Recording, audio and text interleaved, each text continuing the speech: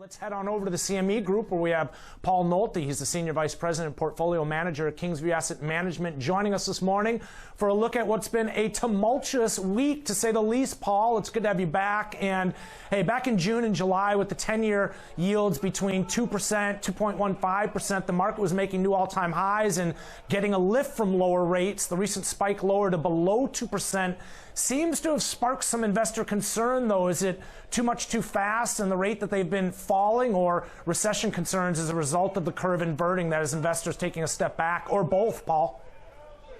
No, it's been a little bit of both. I mean, if you were to flip the chart around and take a look at the yields, instead of going down, flip it upside down and watch them go up, you'd look at it and go, holy cow, that's a parabolic chart. We're due for some correction. And that's really what I think we're going to see over the next couple weeks as we probe now a new level here for interest rates. And I think when you're looking at the global economy and the U.S. economy, the numbers are okay to weak. We're seeing yields come down across the globe. And so the U.S. is following. The interesting part is the U.S. is still, even at rates where they are today, one of the highest yielding sovereign debts globally. So I think you're seeing a lot of investors globally investing here in the United States. Okay, but Paul, everyone's saying this time it could be different because we've got rates which are already at historically low levels. Maybe that yield curve inversion isn't as significant as it may seem if, for example, rates were at 5, say 6%. We have historically low unemployment. Does that change the expected outcome any? Not really. I mean, that's what I said. When you take a look at the global rates, you've got 15, 16, or actually now $17 trillion underwater. You had the German yield curve below zero. At 1.5%, we're looking pretty good.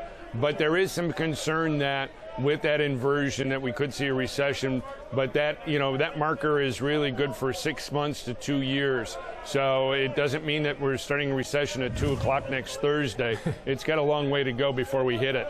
Noted. Let's talk a little bit about some of the economic data that we've seen this week. And, well, first and foremost, the housing starts, the building permits. They actually just came out while we were on break. And, well, we've got the numbers up here for our viewers to see. Paul, the starts came in a little bit below the estimated 1.253 million at 1.191 million. Also, the permits, it looks like they actually beat estimates at 1.220.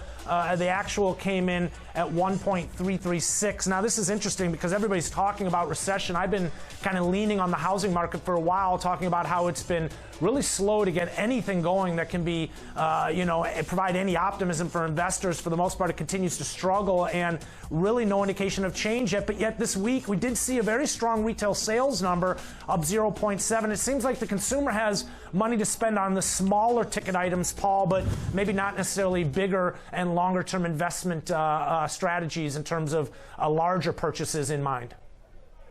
No, that's absolutely true. And when you take a look at Walmart as the perfect poster child for that, their numbers are blowout. Yeah. So you've seen a downshift away from Macy's, which reported abysmal numbers, toward a Walmart or a dollar store, Dollar Tree, or even an Amazon.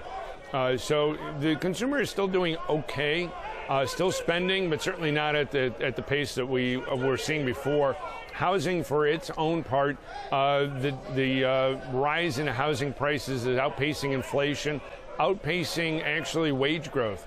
So it's not a surprise to see housing slow down here, more toward what we would see in wages. So again, not really a surprise. Yeah, I've been saying for a while, until we get some real wage growth, housing might continue to struggle. Paul, if things do slow, I mean, the whole idea behind the rate hikes as rates normalized was to get us to the point where we had some ammunition to combat an economic downturn. Did we accomplish our goal? If things do turn south, do we have the tools at our disposal?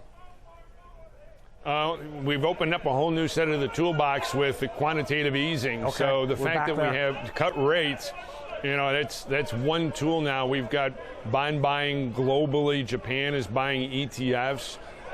So I think I'm starting uncharted territory, certainly. So this recession, I think, that we're going to get one at some point, is going to be very different than the recessions we've had in the past because of quantitative easing, because of central bank intervention in the financial markets that we've never seen before. So how this unfolds is anybody's guess at this point because of what we've been doing over the last 10 years, not just in the U.S., but around the world. And I'd imagine as that plays out, with all the transparency that the Fed's providing us right now, and the Fed getting out ahead of this one, do you feel like we could see less of an impact or less of a severe recession at this point? I mean, in theory, they seem to be getting in front of this one, or at least somewhat preemptive at this point. They're trying, but again, the Fed isn't going to solve the trade issues, and that's really the genesis of the slowdown is trade. You see it in Europe, you see it here in the United States, you've heard it on the conference calls. We could have negative interest rates and trade problems, and we'll still have very slow global growth. So until we get trade figured out, a lot of this really is going to be hinging on trade, not necessarily what central banks are doing.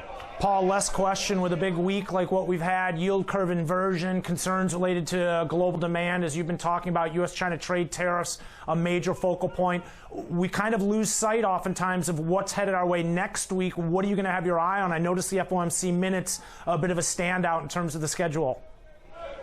Yeah, that's going to be a big one for us. We're getting into that part of the month. Really, the back half of the month tends to be kind of low as far as big economic data points. We've gotten the inflation numbers out of the way, the employment numbers. Those tend to be the big ones. We'll get some smaller ones over the course of the next couple of weeks. FOMC is going to be really the standout, and we'll see a little bit from the earnings picture.